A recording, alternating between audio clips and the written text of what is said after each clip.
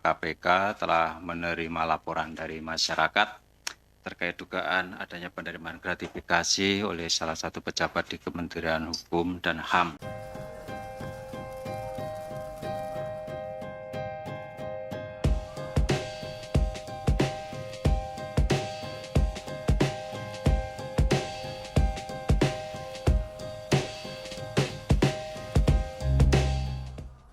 Ya, sebagaimana teman-teman wartawan ketahui bahwa KPK telah menerima laporan dari masyarakat terkait dugaan adanya penerimaan gratifikasi oleh salah satu pejabat di Kementerian Hukum dan HAM. Nah, laporan tersebut diterima di Direktorat PLPM, kemudian dilakukan telaah, klarifikasi terhadap pelapor, dan kemudian laporan tersebut setelah diyakini ada unsur tindak pidana korupsi kemudian disampaikan kepada Deputi Penindakan yang selanjutnya dilakukan penyelidikan.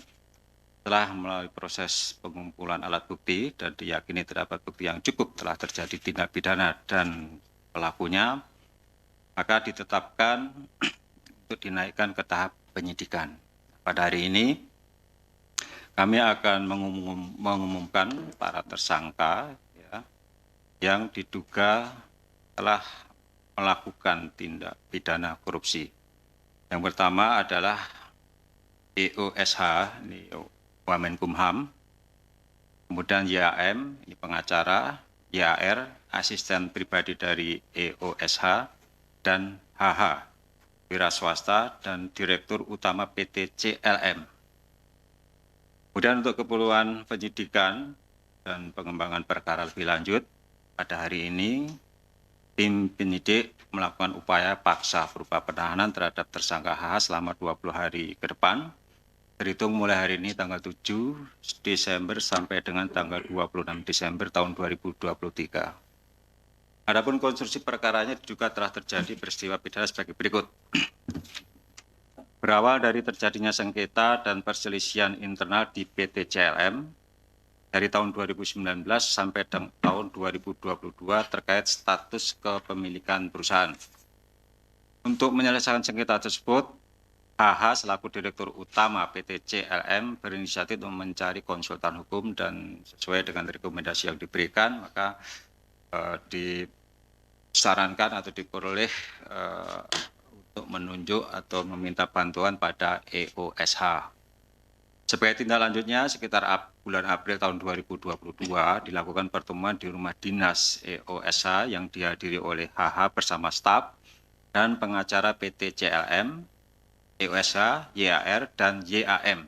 Dengan kesepakatan yang dicapai yaitu EOSH siap memberikan konsultasi hukum terkait administrasi hukum umum PT CLM. EOSH kemudian menugaskan YAR dan YAM sebagai representasi dirinya. Besaran fee yang disepakati untuk diberikan HH kepada EOSH sejumlah sekitar 4 miliar rupiah. Selain itu juga ada permasalahan hukum lain yang dialami HH di Barreskrim Polri, dan untuk itu EOSH bersedia dan menjanjikan proses hukumnya dapat dihentikan melalui SP3 dengan adanya penyerahan uang sejumlah sekitar 3 miliar rupiah. Sempat terjadi hasil RUPS PT CLM terblokir dalam sistem administrasi badan hukum Kemenkumham karena akibat dari sengketa internal PT CLM, sehingga HH kembali meminta bantuan EOSH untuk membantu proses buka blokir, dan atas kewenangan EOSH selaku Wamenkumham, maka proses buka blokir akhirnya terlaksana. Informasi buka blokir disampaikan langsung oleh EOSH kepada HH. Selain itu, HH juga memberikan uang sejumlah sekitar 1 miliar untuk keperluan pribadi EOSH maju dalam pencalonan Ketua Pengurus Pusat Persatuan Tenis Seluruh Indonesia. Dari kesepakatan antara HH dan EOSH untuk teknis pengiriman uang, diantaranya melalui transfer rekening bank atas nama YAR dan YAM. KPK menjadikan pemberian uang sejumlah sekitar 8 miliar rupiah dari HH kepada EOSH melalui YAR dan YAN sebagai bukti permulaan awal untuk terus ditelusuri dan dikembangkan lebih lanjut terkait dengan penerimaan lainnya.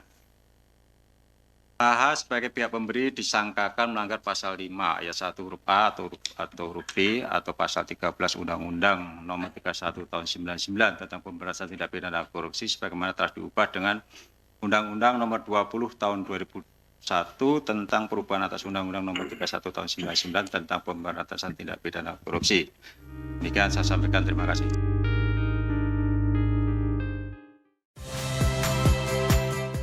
Saya Niluh Puspa. Saksikan program-program Kompas TV melalui siaran digital, pay TV, dan media streaming lainnya. Kompas TV, independen, terpercaya.